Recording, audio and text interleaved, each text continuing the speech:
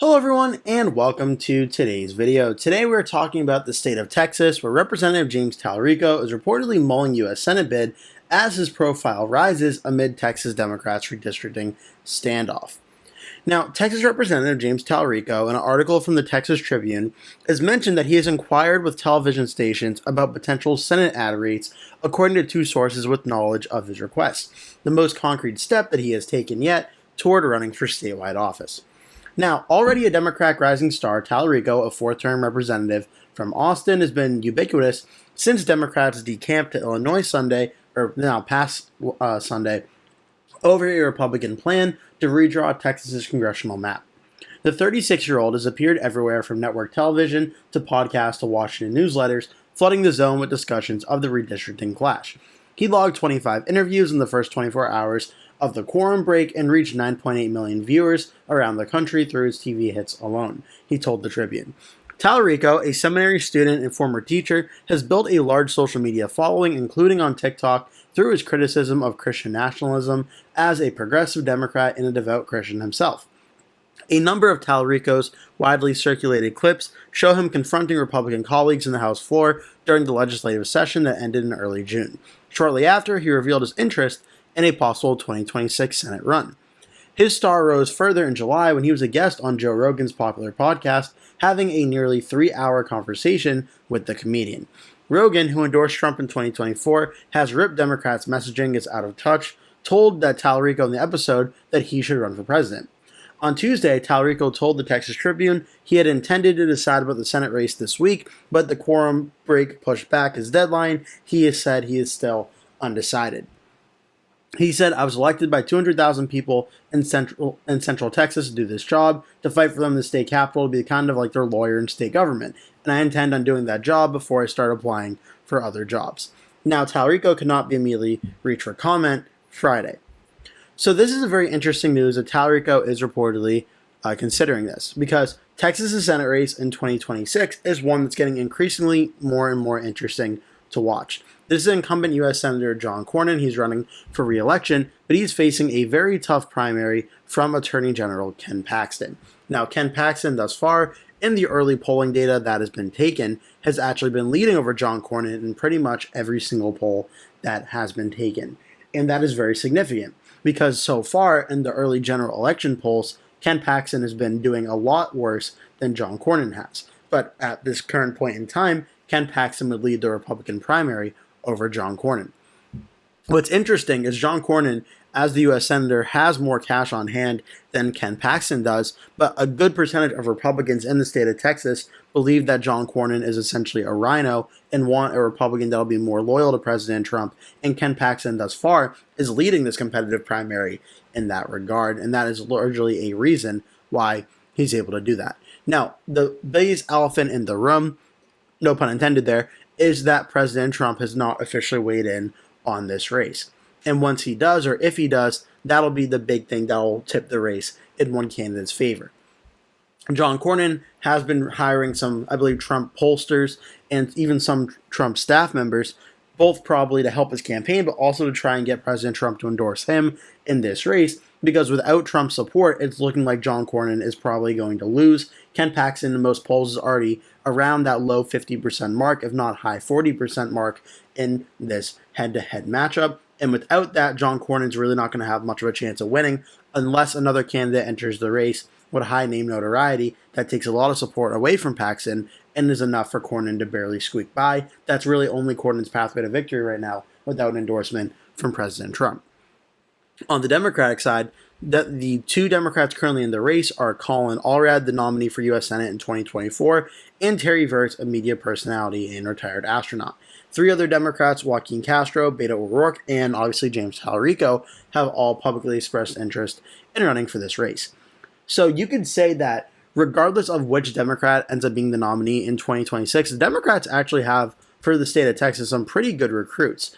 And there's only been one poll done from the National Republican Senatorial Committee, and in that poll, they actually did not include James Talarico. They had Jasmine Crockett, the U.S. Representative, leading at 35%, Colin Allred in second with 20%, then Joaquin Castro and Beto O'Rourke tied with 13% in third and fourth.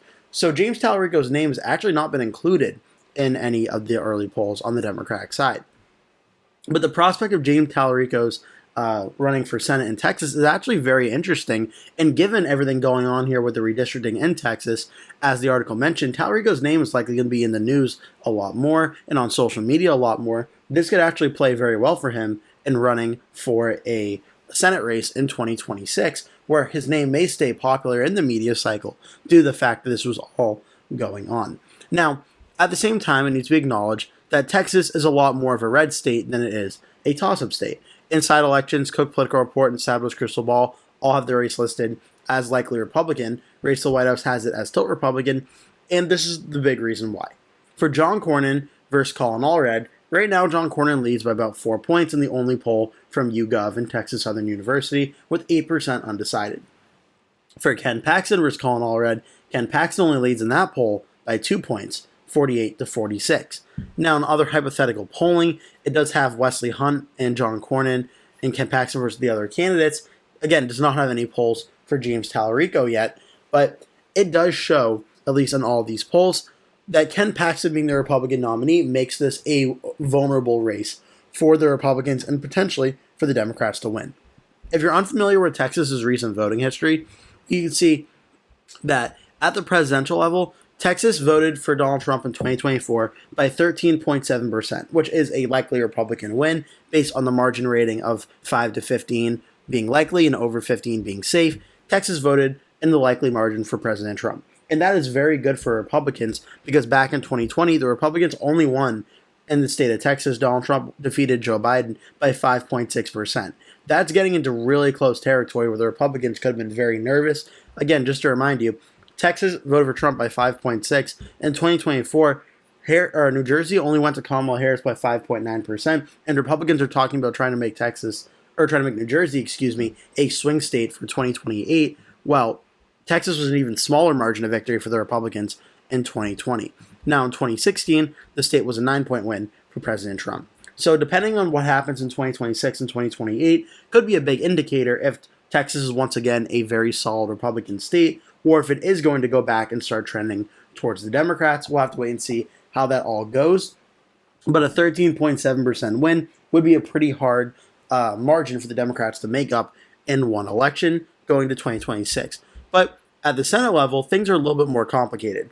Ted Cruz won re-election against Colin Allred by 8.5% in 2024, about 6 points or so, or 5 points down from what President Trump won by on the same ballot. So if the Republican candidate is more unlikable than President Trump, or just more unlikable in general, there's a possibility the Democrats could overperform in this race. Now for John Cornyn in 2020, he did win here on the same ballot where President Trump only won by 5.6. Cornyn won by 9.6 against the Democratic candidate. Now, I don't think we're going to see either Republican win in Texas by about 10 points in 2026. I think it'll be a little more competitive than that. But I think John Cornyn has the best chance of making this happen of the two major Republicans. And there are other Republicans running in the race, but obviously Cornyn and Paxton right now are the only two that have the real chance of winning. But Cornyn did win in 2020 by 9.6% on the same ballot when Trump was only winning by 5.6%. So Cornyn in a general election could likely outperform what the polls and expectations are for that race. But this is what should give Republicans pause. 2018, the last time that there was a Texas Senate race that took place in a midterm election, and it was a Democratic wave year midterm election, Ted Cruz only defeated Beto O'Rourke by 2.6%. This was the Senate race that was shocking everybody. Texas had not shown any signs of being competitive at that time, and Beto O'Rourke really shocked everyone. It was only a 2.6% race, which ended up coming down to Ted Cruz getting about 4.2 million votes, 4,260,000, O'Rourke getting 4,045,000.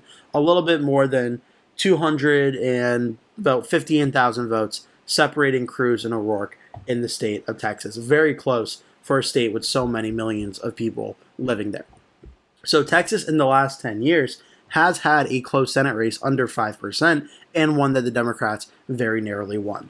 And I bring up that scenario because for 2026, if it's John Cornyn versus one of these Democrats, whether it's James Talarico or Colin Allred, I think John Cornyn's probably more likely than not going to win. And a large part being that is John Cornyn's not super unpopular among the general election or the general electorate in the state of Texas. Ken Paxton, however, is, and that opens the door to where things could get very close. If we're talking about a scenario where the Democrats win the state of Texas, I think the first barrier that has to fall is for Ken Paxton to be the Republican nominee for U.S. Senate, and his scandals and such really plummeting his approval rating going to the general election. Even then, I do think Texas is such a red state that Paxton would still probably win, but Ken Paxton's name is also in the media a lot right now as well, due to the Democrats and the Republicans with the Texas redistricting of the U.S. House map. We could get a showdown of Ken Paxton versus James Talarico, both people on the polar opposite side of the Texas redistricting battle, facing off in the 2026 Senate race. And that would be a very fascinating situation, one, because the media, I'm sure, in Texas and around the country would certainly pick up on that story, and it would be a very interesting matchup. But two, because we'd also see how the voters of Texas really feel about this. If the Texas voters want the state redistricting to be more Republican, I'd imagine Republican turnout would be a lot higher. If the Democrats and independents, or maybe even some Republicans in the state, are not happy with it, we may see a Democratic overperformance in Texas in the Senate race in 2026, especially in that Paxton versus Talarico matchup. So it's very interesting to watch how this could all go down. Now, my current ranking for the state of Texas, I do believe I have it listed right now in the likely category, and that is with John Cornyn being the Republican nominee. If Ken Paxton is the Republican nominee versus James Talarico, I move it down to lean Republican around a 5-point win. But from there, I am watching very carefully and very cautiously on this race because I don't believe Paxton versus James Talarico is truly a guaranteed Republican win. The only thing being Texas is a more Republican state than not, but I would not be super confident that Ken Paxton can pull off that victory. I hope you enjoyed this video. Make sure to like and subscribe if you did. Leave a comment below, tell me your thoughts on this video and other video ideas you have for me to go over. And I hope to see you in a future video.